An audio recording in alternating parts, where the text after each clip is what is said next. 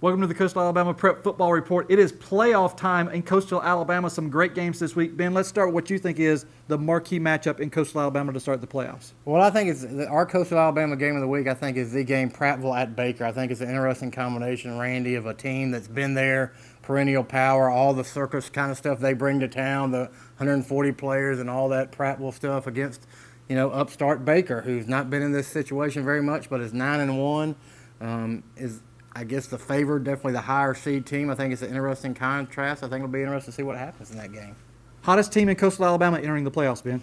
I like Saraland. I saw them last week. They beat Blunt 50-9, Randy. They scored. Their only loss was to Spanish Fort. They've won 6 straight since then, scored more than 40 points in every game. Really rolling. Chris Weaver, the Louisiana Lafayette commits, had a great year. A lot of weapons over there.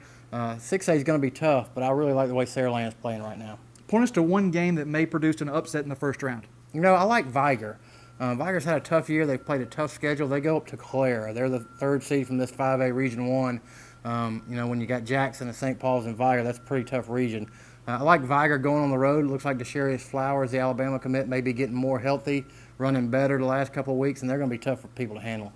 All right, as we enter the playoffs now, give us the team you think has the best chance to bring home a state championship trophy to this part of the state. Well, I think there's really 2 in this area. I think St. Paul's, first of all, is in a really good spot in 5A. It's a weaker 5A field.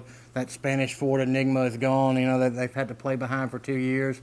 They've been the number 1 team in the state all season, and except for Vigor, have really just punished people.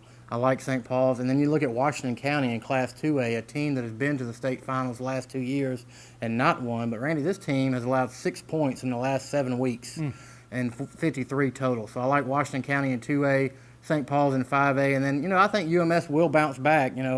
Playing St. Paul's and playing 4A is a lot different. They'll do well in the 4A playoffs. Should be a great run. We kick off the state playoffs this weekend.